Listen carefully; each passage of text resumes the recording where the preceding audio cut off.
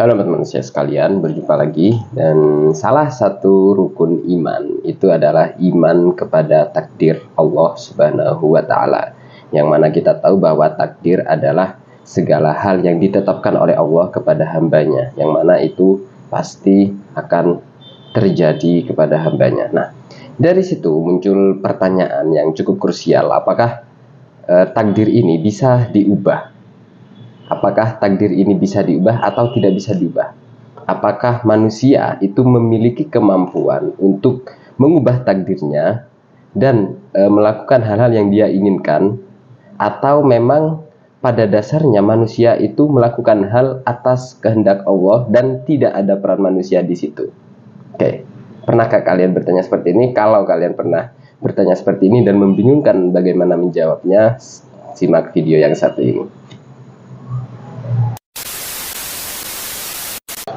Oke, untuk menjawab pertanyaan ini, mungkin aku bakal buka dari apakah manusia itu memang punya kemampuan untuk melakukan sesuatu atau merubah takdirnya.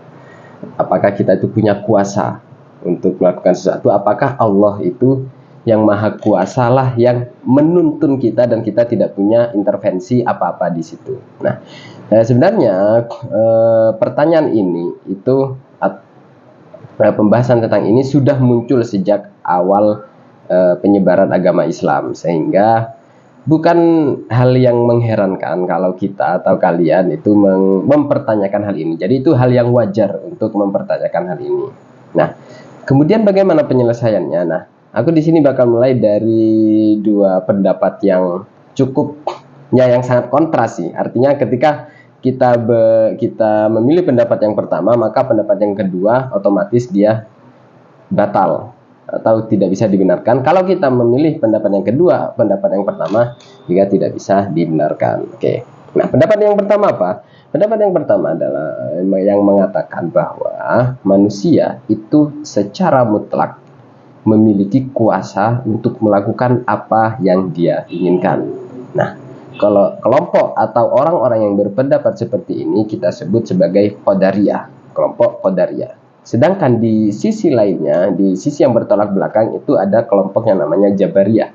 Adalah kelompok yang mengatakan bahwa Tuhan itu memiliki kuasa mutlak terhadap kita. Artinya kita manusia tidak memiliki sama sekali kuasa untuk melakukan apa yang kita inginkan. Artinya apa yang kita lakukan di dunia ini itu sudah ditakdirkan dan tidak bisa diubah, dan kita tidak memiliki kuasa untuk mengubah hal tersebut.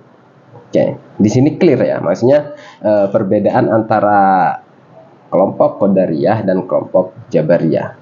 Kelompok yang mengatakan bahwa kita memiliki kuasa secara mutlak dalam melakukan sesuatu, dan kelompok yang mengatakan bahwa kita tidak memiliki kuasa dalam melakukan segala sesuatu. Nah, kemudian pertanyaannya di sini, seperti yang kita tadi sempat singgung, kalau kita setuju pendapat pertama, otomatis kita membatalkan atau tidak menyetujui pendapat yang kedua. Kalau kita mengikut pada pendapat yang kedua, otomatis kita tidak sepakat dengan pendapat yang pertama. Nah, kira-kira nih kalian akan memilih yang mana?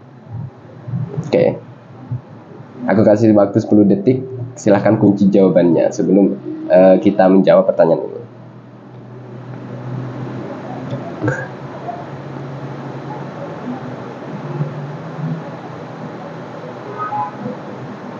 Oke, untuk yang menjawab pendapat pertamalah yang benar, yaitu adalah bahwa manusia memiliki kemampuan yang mutlak.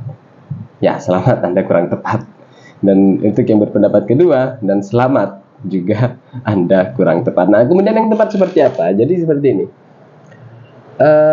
Dalam konsep mazhab Ahlus Sunnah yang kita kaji dan kita yakini,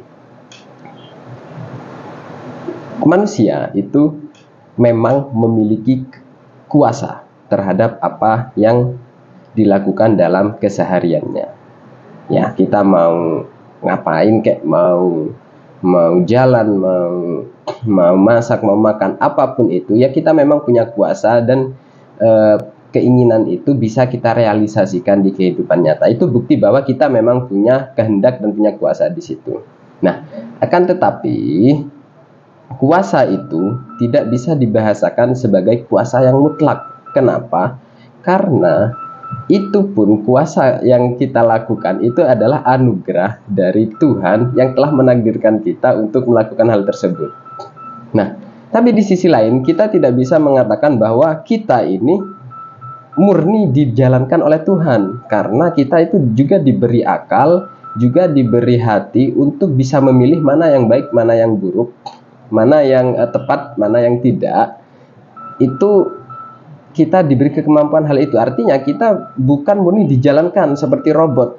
Nah, sehingga pendapat yang seharusnya lebih tepat adalah pendapat yang menengahi kedua pendapat yang bertolak belakang ini. Jadi tadi kan kita sebutkan bahwa Qadariyah itu adalah mereka yang berpendapat bahwa manusia itu punya kekuatan mutlak. Tapi kalau Jabariyah berpendapat bahwa manusia tidak memiliki kekuatan mutlak secara mutlak. Nah, maka yang di tengah-tengah inilah yang sebagai tahap penyelesaiannya.